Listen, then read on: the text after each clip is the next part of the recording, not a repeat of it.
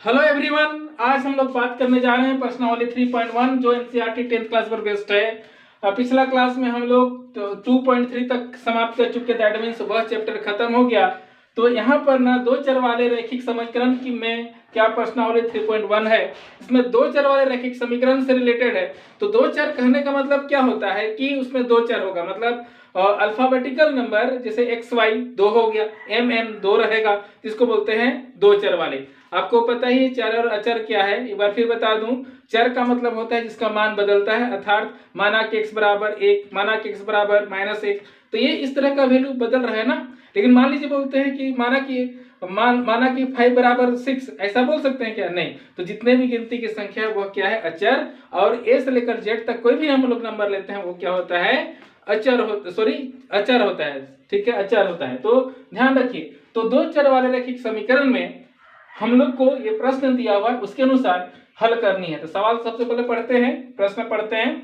क्या बोलते हैं? आफ्ताब अपनी पुत्री से कहता है कि 7 वर्ष पूर्व मैं तुमसे 7 गुनी आयु का था, अब से 3 वर्ष बाद मैं तुमसे 3 गुनी आयु का रह जाऊंगा, क्या यह मनोरंजक है? इस स्थिति को बीजगणितीय एवं ग्राफीय रूप में व्यक्त कीजिए। सबसे पहला चीज तो देखिए, क्या यह मनोरंजक है? देखिए, गणित की बात करें तो गणित ना यदि आप जानिएगा तो मनोरंजक है, नहीं जानिएगा तो मनोरंजक नहीं है। आप गणित रही बात है कि थोड़ा सा प्रैक्टिस मांगता है, कठिन नहीं है, बस आप इसको प्रैक्टिस करते रहिए और रेगुलर बनाते रहिए, तब जाके गणित समझ में आएगा। तो चलिए इसके अनुसार हम लोग हल करते हैं। सबसे पहले क्या? बीजगणितीय रूप। क्या? बीजगणितीय रूप में पहले जाते हैं। बीजगणितीय रूप में हम लोग आते हैं पहले। कैसे हल करें इसको? ये बीजगणितीय रूप में क्या करेंगे? आफ्ताब अपनी पुत्री से कहता है 7 वर्ष पूर्व मैं तुमसे 7 गुनी आयु का था, तो क्या करेंगे? माना कि पुत्री की वर्तमान आयु क्या हो गया? माना कि पुत्री की वर्तमान आयु बराबर क्या हो गया? x। तो आफ्ताब की आयु बराबर क्या होगा? आफ्ताब की वर्तमान आयु करेंगे। आफ्ताब की वर्तमान आयु बराबर क्या हो जाएगा? y। अब क्या बोलते हैं? 7 वर्ष पूर्व मतलब पहले, तो पूर्व की बात करेगा तो माइनस, क्या बोलते हैं? पश्चात या बाद बोलेगा तो प्लस। इस चीज को आप ध्यान में रखिएगा। तो 7 वर्ष पूर्व, ध्यान रखिए। अब क्या करेंगे? 7 वर्ष पूर्व पुत्री की आयु बराबर कितना हो गया? x - 7 में बोला ना कि पूर्व बोलेगा तो माइनस, बाद या पश्चात बोलेगा तो क्या? प्लस। फिर 7 वर्ष पूर्व आफ्ताब की आयु बराबर क्या होगा? y - 7। अब प्रश्नानुसार क्या कहते हैं? ध्यान रखिए, प्रश्नानुसार इसको मार्क करना है। प्रश्नानुसार 7 वर्ष पूर्व मैं तुमसे 7 गुनी आयु का था। कौन बोलता है? आफ्ताब। 7 गुनी आयु का था मतलब मान लीजिए पुत्री की आयु क्या है 7 वर्ष पहले? x - 7। तो आफ्ताब की आयु क्या है? y - 7। अब आफ्ताब क्या बोलता है कि मैं तुमसे 7 गुनी आयु का था, लेकिन यहाँ क्या चिन्ह लगाए? बराबर। तो बराबर लगाए हैं ना, इसलिए बराबर यहाँ चिन्ह लगाए हैं, इसलिए इससे क्या करेंगे? 7 से गुना कर देंगे पुत्री की आयु की तरफ। ये पिता की आयु की तरफ, मतलब आफ्ताब की आयु की तरफ हम लोग गुना नहीं करेंगे, इधर करेंगे पुत्री की आयु की तरफ। क्यों? क्योंकि यहाँ बराबर चिन्ह है ना। क्योंकि मान लीजिए आफ्ताब की आयु 7 है और पुत्री की आयु क्या है? 1। और यहाँ पर बराबर चिन्ह, बराबर मतलब तुलना के जैसे बराबर होना चाहिए ना। तो यहाँ पर 7 है, यहाँ पर 1 है, तो बराबर करने के लिए क्या कीजिएगा? इसको इंटू कीजिए ना जी 7 से, तो 7 से इंटू कीजिएगा, तो ये 7 से इंटू कर दिया तो ये क्या हो गया? बराबर हो गया। तो ये आपका समीकरण मिल गया। तो इसको हल कर देंगे ना, क्योंकि बीजगणितीय रूप में लाना है, इसको हल नहीं करना है, केवल समीकरण ला के छोड़ना है। तो देखिए ये 7x का क्या हो गया? 7x - 7 7 49 बराबर y माइनस क्या आ गया? 7। अब इसको थोड़ा सा आगे की ओर भागते हैं। आगे की ओर जाएंगे तो क्या होगा? यहाँ पर इसको इधर ले आएंगे ना, y को इधर ले आइए, 49 को उधर ले जाएंगे, तो हमारे पास क्या गणित में मिलेगा? 7x होगा y हो जाएगा माइनस में, क्योंकि इधर क्या है प्लस में है ना। तो 49 बराबर ये 7 तो माइनस में रहेगा ही रहेगा। फिर आपके पास क्या हो जाएगा, देखिए यहाँ पर -7, ये 49 माइनस में है तो उधर जाके क्या होगा प्लस, क्या होगा 49, तो हो गया 49। घटा दीजिए 7x - y बराबर 49 में 7 घटाइएगा तो क्या हो गया 42, लेकिन क्या में प्लस में ना। तो ये आ गया एक समीकरण आ गया, मतलब यही एक क्या होगा आपका आंसर होगा। लेकिन यहाँ पर बीजगणितीय रूप में आ गया, लेकिन यहाँ पर गणित खत्म नहीं होता है, यहाँ और है ना। यहाँ से अब से 3 वर्ष बाद, अब से 3 वर्ष बाद मतलब क्या, अब से वर्तमान से, अब से मतलब वर्तमान से 3 वर्ष बाद मैं तुमसे 3 गुनी आयु का, 3 गुनी ऐसे ही करेंगे ना। तो सबसे पहले लिखेंगे, फिर क्या बोलते हैं 3 वर्ष बाद, 3 वर्ष बाद पुत्री की आयु, पुत्री की आयु बराबर क्या है, 3 वर्ष बाद पुत्री की आयु बराबर क्या होगा x + 3, क्योंकि पुत्री की वर्तमान आयु क्या है x, तो बात बोले मैं प्लस बना पता है ना, तो प्लस कर दिया। अब क्या करेंगे 3 वर्ष बाद आफ्ताब की आयु, एकदम आराम से आफ्ताब की आयु बराबर y + क्या हो जाएगा 3, आ गया y + 3। अब प्रश्नानुसार क्या कर दीजिएगा, अकॉर्डिंग टू द क्वेश्चन प्रश्नानुसार क्या कीजिएगा, 3 वर्ष बाद मैं तुमसे 3 गुनी आयु का था, कौन बोलता है आफ्ताब, तब पहले जैसा क्या करेंगे x + 3 इंटू बराबर कर दीजिए इसको y + 3, y + 3 हो गया ना। अब आफ्ताब बोलता है ना इधर 3 गुनी आयु का हूं मैं, क्या 3 वर्ष बाद, तो इधर 3 से पहला बराबर करना है ना, अभी बताया ना। यहाँ पर 7 इधर से गुना किए, इधर नहीं गुना करेंगे 3, इधर गुना करेंगे, तो 3 and 3 और x 3x + 3 तिया 9 बराबर y + क्या हो गया 3 आ गया। तो फिर 3x का 3x रहने दीजिए, 3 y को इधर ले आइए, -y हो जाएगा बराबर 3, ये प्लस है तो उधर जाके -9 देन 3x - y बराबर क्या, 9 में से 3 घटाइएगा क्या मिलेगा 6, बड़ा का चिन्ह माइनस, क्योंकि यहाँ पर प्लस माइनस माइनस ना, तो 9 में से 3 घटाइए 6 मिल गया। तो ये भी आपका यहाँ आंसर होगा और यहाँ भी इसका क्या हो गया आंसर होगा। घबराने वाली बात नहीं है, आगे इसको हल नहीं करनी है, क्योंकि क्या बोला है बीजगणितीय, यहाँ पर लिखा हुआ है ना बीजगणितीय रूप में व्यक्त कीजिए। तो सबसे बड़ी बात है ना यहाँ पर समीकरण निकालना। आगे हम लोग इस तरह का गणित आएगा उसको हल करने सीखेंगे, उसका मेथड दिया हुआ, लेकिन अभी क्या करना है समीकरण निकालना है। तो मैंने समीकरण निकालने सिखाया किसके अनुसार, इस प्रश्न के अनुसार। तो इसका तो बीजगणितीय रूप तो हो गया, चलिए इसका शुरू करते हैं ग्राफीय रूप। चलिए अब बात करते हैं ग्राफीय विधि। ग्राफीय विधि में क्या करना है कि आपको जो समीकरण 2 ठो निकला है ना, 2 समीकरण निकला है उसके अनुसार हमको ग्राफ खींचनी है, लेकिन ग्राफ खींचने के लिए उसका 2 वैल्यू कम से कम चाहिए। तो उसके लिए क्या करेंगे हम लोग समीकरण 1 के लिए कर देते हैं, है ना। समीकरण किसके लिए, 1 के लिए।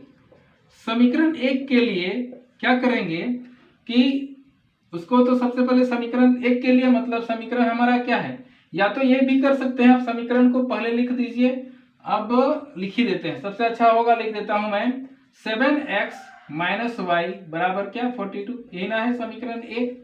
तो समीकरण 1 के लिए आप क्या करना है, समीकरण 1 के लिए आपको ना सबसे पहले इसका थोड़ा बनाएंगे चार्ट। कैसे, यहाँ पर आ गया आपका x, यहाँ पर क्या है y, तो x और y के आधार पर हम लोग वैल्यू पुट करेंगे। तो जैसे आपको पता है ना कैसे चार्ट बनाते हैं, उसी प्रकार मैं यहाँ बना दे रहा हूँ कि x का 2 वैल्यू हम लोग निकालेंगे। x बराबर कुछ लेंगे, इसलिए तो क्या बोलते हैं एक्स वाई जेड को क्या बोलते हैं, चर संख्या बोलते हैं ना। तो उसी के अनुसार हम लोग बनाते हैं। तो क्या करेंगे, जब x बराबर हम लोग कोई भी वैल्यू, यहाँ पर x का वैल्यू कुछ भी ले लेते हैं, मान लीजिए x का वैल्यू 6 ले लिए, तो लिख दिया जब x बराबर 6, तो क्या होगा 7x - y बराबर 42, ये समीकरण 1 है।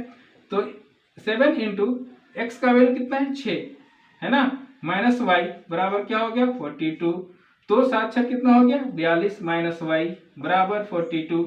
अब क्या कर दीजिए -y बराबर 42 आया ना। तो फिर ये प्लस है उधर जाके क्या हो जाएगा -42। अब -y बराबर 42 में 42 घटा दीजिएगा तो क्या मिलेगा 0। तो y बराबर क्या हो गया 0। मतलब क्या आपके पास निकला कि x बराबर 6 तो y बराबर क्या मिल गया 0। एक गणित खत्म ना, एक तो निकल गया। तो अगला जाते हैं हम लोग क्या, इसको मैं थोड़ा ठीक से खींच दूं ताकि आपको ठीक दिखे, है ना। अब देखिए हो गया। अब आते हैं कोई भी वैल्यू ले लेते हैं। तो क्या करें, जब x बराबर कोई भी वैल्यू, मान लीजिए हम लोग ले लेते हैं क्या 5, अंदाजी नहीं लीजिए, थोड़ा सा हिसाब करना है ना। 5 7 5 35, 35 उधर चल जाएगा ना, तो 42 में से 35 घटा देंगे जो भी मिले। तो ध्यान रखिए हम लोग को क्या करना है यहाँ पर, यहाँ जब x बराबर 5 तो क्या आया 7x माइनस वाई बराबर 42, ये तो करनी है। फिर क्या करेंगे हम लोग 7 इंटू 5 माइनस वाई बराबर क्या हो गया 42। तो क्या करेंगे 7 पचे 35 आया ना, 7 पचे 35 बराबर सॉरी माइनस वाई बराबर क्या हो गया 42। फिर माइनस वाई बराबर क्या आ गया आपके पास 42 घटाओ क्या है 35 ना, तो लिख देंगे यहाँ पर क्या 35। तो माइनस वाई बराबर 42 में 35 घटाइएगा तो क्या मिलेगा 7, 7 ना, लेकिन यहाँ माइनस है इसलिए y बराबर आपके पास क्या हो गया -7। यह आ गया, क्या माने थे x बराबर 5 तो y बराबर हमारे पास क्या मिला -7। यह आपका निकल गया ना। एक किसका, एक ही ग्राफ के लिए है, लेकिन क्या करेंगे फिर लिखेंगे समीकरण 2 है ना। ये समीकरण 1 इसको मान लिए, तो समीकरण 2 तो क्या है अब कर देंगे, स्टेप चेंज कर रहे हैं ना इसलिए लिख दे रहे हैं। अब क्या लिखिएगा यहाँ पर 3x माइनस क्या है y बराबर -6, यही ना है हमारा क्या समीकरण 2, इसको मान लेते हैं हम लोग क्या समीकरण 2। तो समीकरण 2 के लिए आप क्या करेंगे तभी जैसा इसके जैसा, यहाँ x लीजिए, यहाँ पर फिर क्या ले लीजिए y, निकाल दीजिए दो वैल्यू। अभी जैसा दो वैल्यू कैसे निकालेंगे, अभी निकाले हैं ना वैसे ही निकालेंगे। चलिए निकालिए साथ में मिलकर, या तो आपको यदि लगता है कि आगे बना लेंगे तो क्या कीजिए आप वीडियो को रोक दीजिए, उसके बाद गणित बनाने शुरू कर लीजिए। तो चलिए मान लेते हैं जब है ना, जब x बराबर कोई भी अंदाज यहाँ से लेंगे ना, यहाँ पर मान लीजिए हम लोग ले लेते हैं 0, तो 3 है घटेगा ना उधर, सही है। तो मान लीजिए x बराबर 0, तो x बराबर 0 तो हमारा इक्वेशन क्या है 3x माइनस वाई बराबर -6 है ना, ये माइनस है। तो 3 इंटू 0 माइनस वाई बराबर क्या -6। तो कोई भी संख्या को 0 से गुना करने पर क्या होता है 0, तो क्या मिला -y बराबर -6। तो क्या हो गया जी यहाँ पर माइनस माइनस कटा, तो y बराबर क्या मिल गया 6 मिल गया ना, y बराबर 6 आ गया। तो फिर आ गया यहाँ पर लिख देंगे x बराबर 0 तो y बराबर 6। अब और एक वैल्यू, जब ऐसा करते हैं क्या ले यहाँ पर ले लेते हैं 2, 3 दूना क्या हो गया 6, सही है। तो x बराबर क्या लेते हैं -2 ले लिया मैं, माइनस प्लस दोनों में भी आप किसी में भी ले सकते हैं, आप अलग संख्या भी लेके बना सकते हैं। मान लीजिए -2 कर दिया, जब क्या करेंगे x बराबर -2, समीकरण को तो लिखना है ना, इसको क्या करेंगे 3x माइनस वाई बराबर -6 हो गया। तो 3 इंटू एक्स का वैल्यू हमारे पास क्या है -2 माइनस वाई बराबर -6। तो क्या करें 3 दूना 6 -6, तो माइनस वाई बराबर -6 हो गया आपके पास। तो क्या करनी है -y बराबर -6, ये माइनस उधर जाएगा क्या हो जाएगा +6। तो क्या कीजिए -y बराबर क्या 0, तो y बराबर भी क्या हो जाएगा 0, इसलिए लिख देते हैं, इसलिए y बराबर 0। क्यों, क्योंकि माइनस उधर गया तो प्लस होता है ना, और 6 में 6 प्लस माइनस कट गया मतलब 0 मिल गया। तो y बराबर क्या 0, x बराबर -2, तो y बराबर आपके पास क्या है 0। तो ये हमको ना ये 2 तो मिल गया, अब 2 मिल गया। अब इसके अनुसार क्या करते हैं ग्राफ खींचते हैं। ग्राफ खींचने के लिए क्या करेंगे, इसको तो मिटाना पड़ेगा ना, जब तक इसको नहीं मिटाएंगे हमारा गणित नहीं बन पाएगा, क्योंकि बोर्ड भर गया ना। तो चलिए इसको और इसको मैं लिखता हूं, उसके बाद ये दोनों चार्ट के अनुसार ग्राफ खींचते हैं।